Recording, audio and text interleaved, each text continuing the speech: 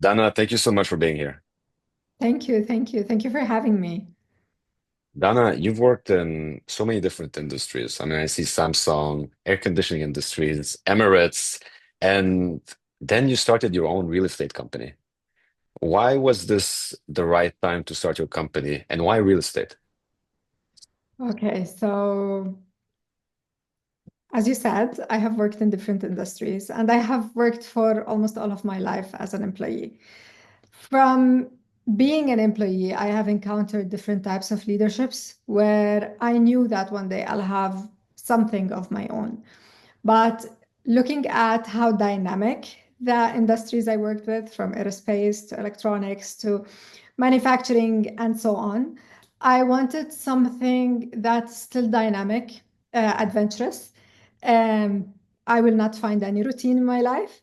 I'll enjoy doing. So I thought that real estate will be the thing, let's say. Maybe I didn't enter in the right time, but I didn't enter late. I learned while I was building my own company. I learned while I was hiring. I learned while I was understanding the rules and regulations. And here I am, 3 years later, sorry, and I'm enjoying it. Did you always have a passion for real estate? Never, never. Really? Yeah, never. And this was shocking for almost everyone that knew me. I'm not a salesperson. As a character, I'm not a salesperson. I don't sell. So whoever encountered me being in real estate, they were shocked. Like, really, Dana, real estate? I was like, yeah, real estate. Why not?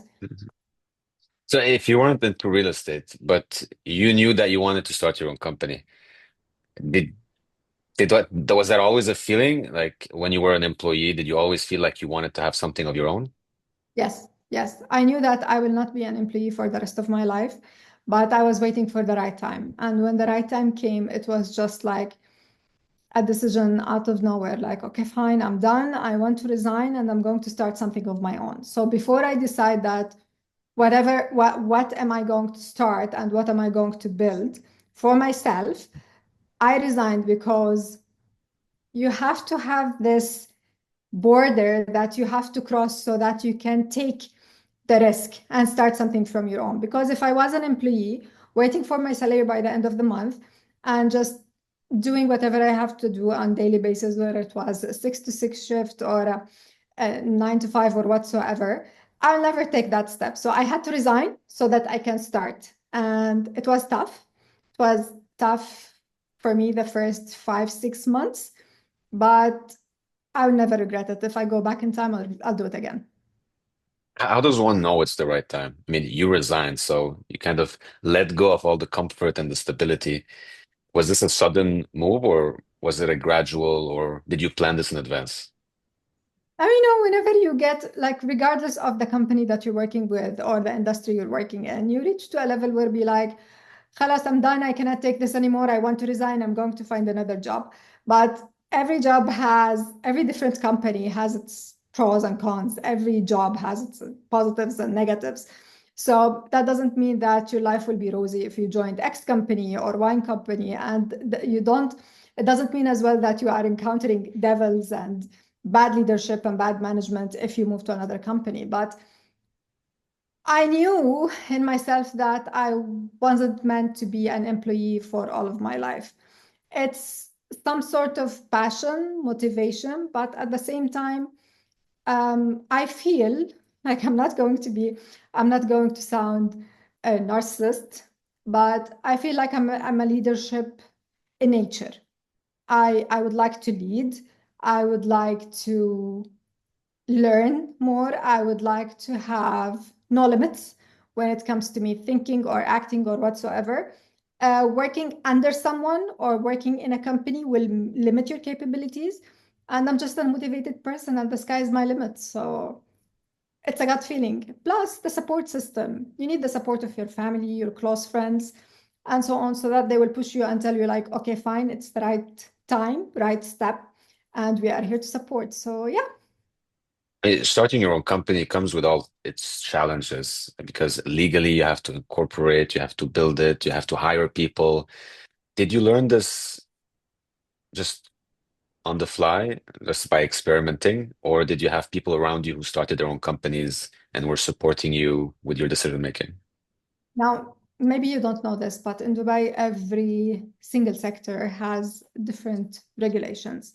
So I was the first to start real estate. I had some of my close friends that have different businesses in different industries, but real estate, I was the first. And real estate comes with lots of regulations and rules because of anti-money laundering and lots of things that are related to banks and money and so on. So it was more complicated. But I'm proud that I learned as I was going. I did lots of mistakes, but the good thing is that those mistakes are not being repeated now.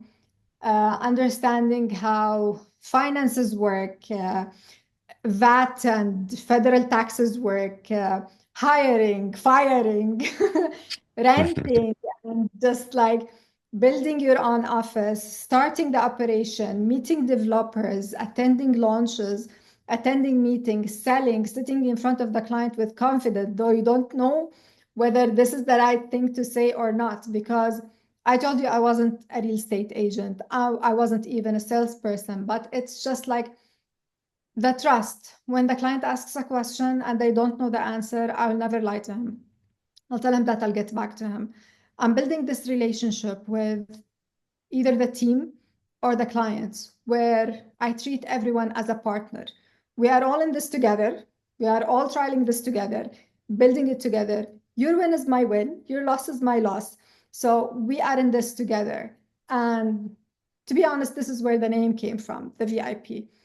Treating the team, who I consider as partners, as VIPs, and treating the client as well as VIPs. This is where the company is going, and this is where I feel like all companies should treat their employees in the same way.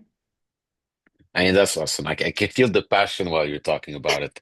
So Dana, let's talk about the VIP real estate. What is it? What do you do? Okay, so it's let's say it's not a massive company; it's a boutique real estate agency.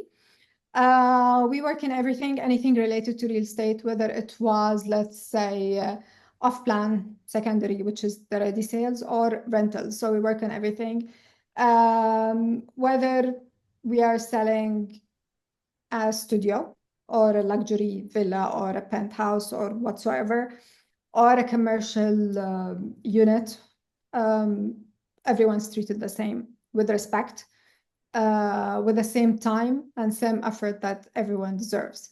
We have multinational team.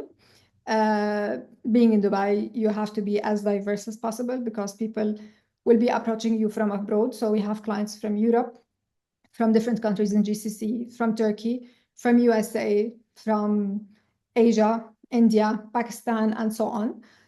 So you should be able to address the requirements in the proper way. And I feel like if someone on the other end of the phone will hear you speaking the same language that they do, and maybe sometimes from the name they will relate which city you are from, which religion you hold, and so on, they will be more comfortable speaking to you. So yeah, this is the real estate. We are diverse, we are VIPs, and we are humble, and we are willing one day to be big, big with values, big with our clients, referrals, not with where we are reaching in the market. For sure, everyone wants to be the number one when it comes to profits and funds and so on. But it's more important for me to have the trust of my clients, referrals, returning clients, and retaining my own agents. So, as someone with no particular background in real estate, how did clients trust you in the beginning? How did you get your first couple of clients? Referrals from friends. Yeah, so It it was was your network that helped. yes, yes. And then I took it from there. Well, actually, that's why I'm saying that the support system is very important. When someone trusts you and see the passion in you, they will start referring people to you so that you can start gaining and building this trust within yourself.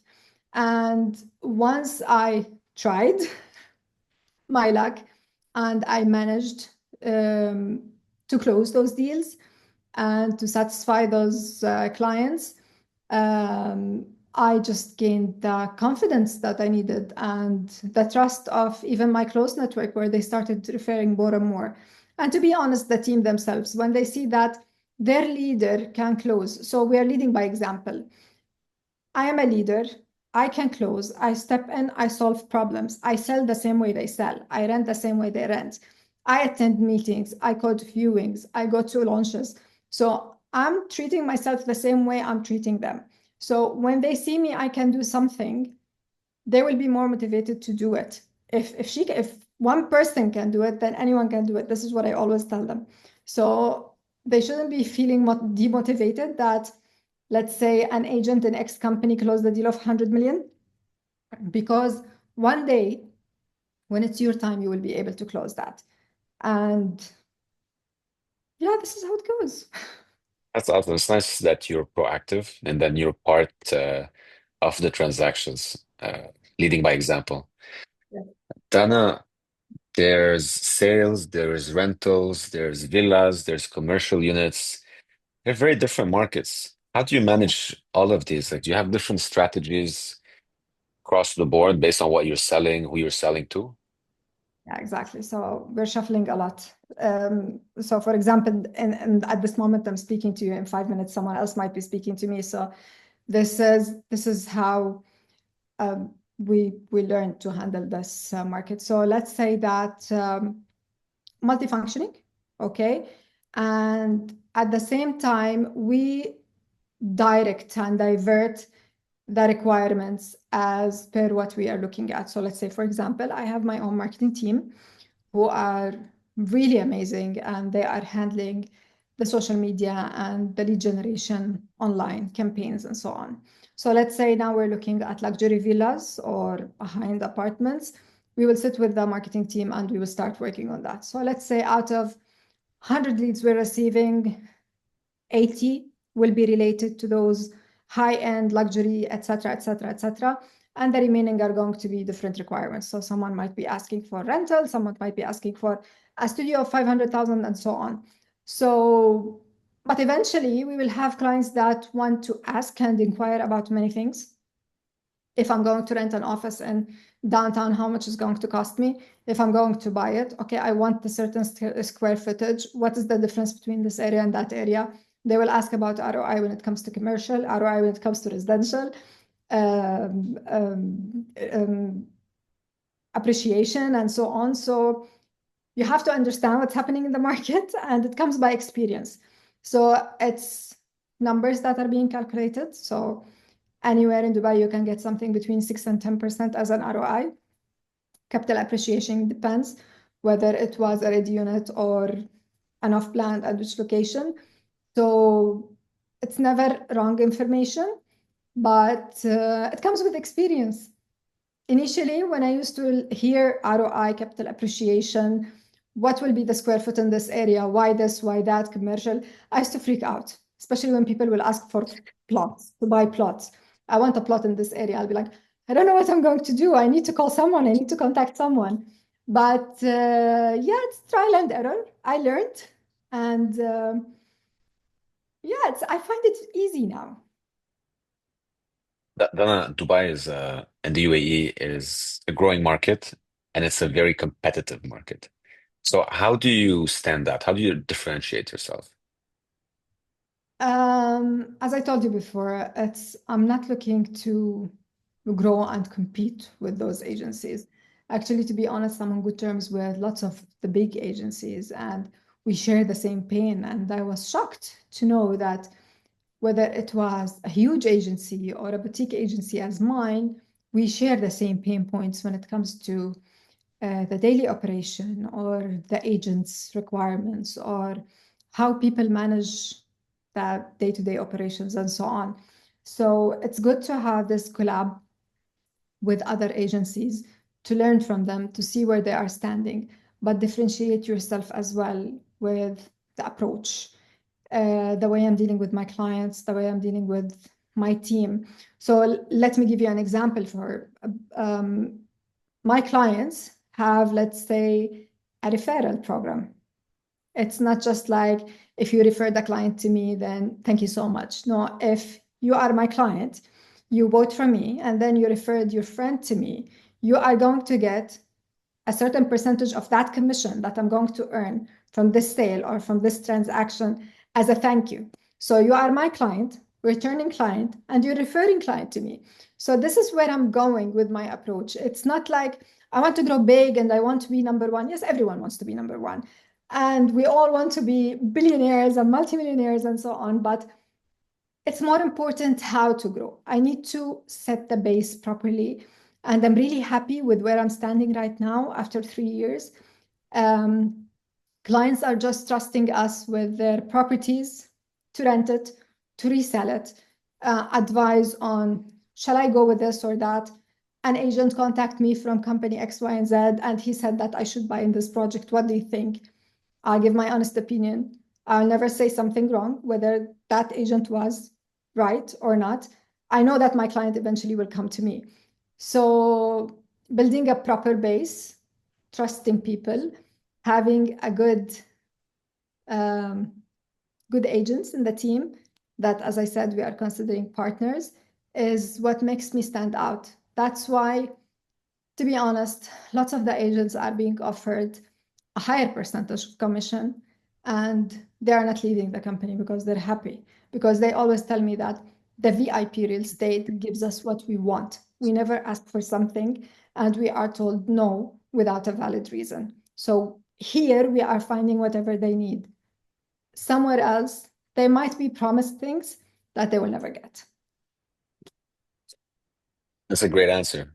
Thank Um, you. you talk about honesty and trust. So if a client comes to you and you feel like this is not going to be a good relationship, have you ever rejected a client just because it didn't fit? No, I never rejected a client because I feel like every client is a lesson to learn from. So whether he was an easy client or a difficult client, there is something behind dealing with that client. And usually the difficult ones that are giving you really hard time is the ones that invest with you more than once, and they are the ones that refer to you a lot. So every client is a blessing. Let's say I never reject because if I reject it for myself, I'm going to reject it for the agent. So whatever I can't deal with, someone else might be able to deal with.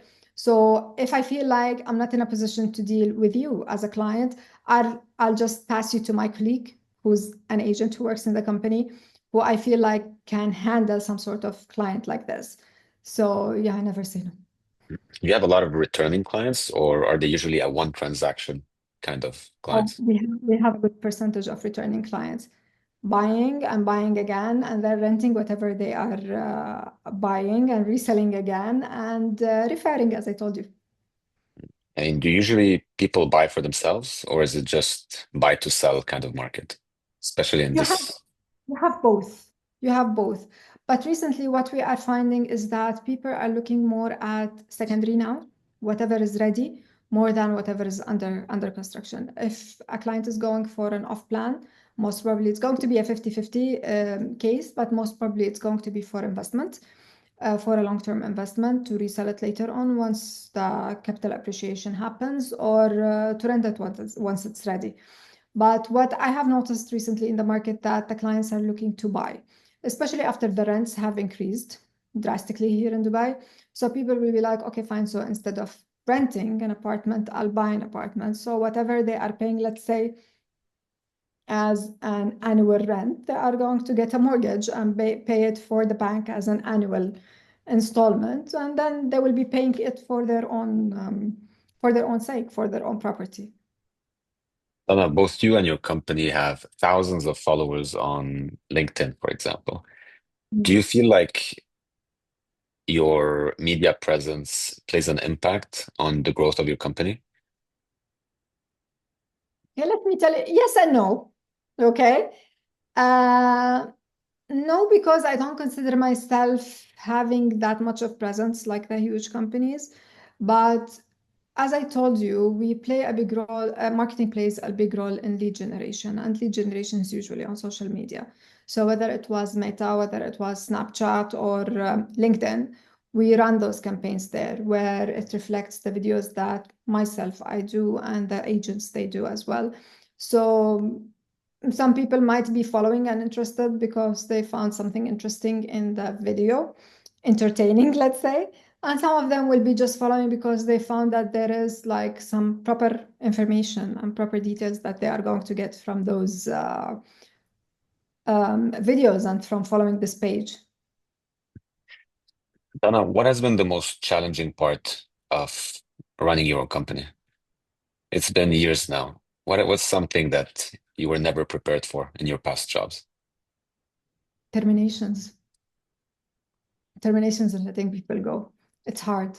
Uh, I give multiple chances and I will be praying that it comes from the agent or the employee himself or herself, not from my side, because I want to be fair and I never want to hurt anyone or just to treat anyone in a bad way. So even if you have done something wrong or even if you're not capable of doing your job, I'll still wait for you to take the right decision and leave so that I'll be in peace that I didn't take any wrong decision. So this is the hardest part, especially that I understand that everyone here who's working in my company is an expat. So that means that they have a family back home to support. They have rents to pay for. They have life day-to-day expenses to pay for. And if I take this job away from them, only God knows when they are going to get land on their next opportunity or whatsoever. So I always pray that they will take the decision before I do. Yeah. I'll end with this, Dana. What's the next big milestone for Dana and the VIP real estate? What's something you're really looking forward to? To be honest, I'm looking to start a new business, inshallah, soon. This is what I'm currently studying. I'm studying both ways, professionally and academically. So it's going to be something big. It's going to support as well the VIP real estate. It's going to be supporting lots of companies. It's purely related to artificial intelligence, which is my new passion recently. So yeah, inshallah soon, few months, and we will start something really big. Well, I can't wait to see what you come up with. Dana, thank you so much for doing this. Thank you. Thank you so much for your time.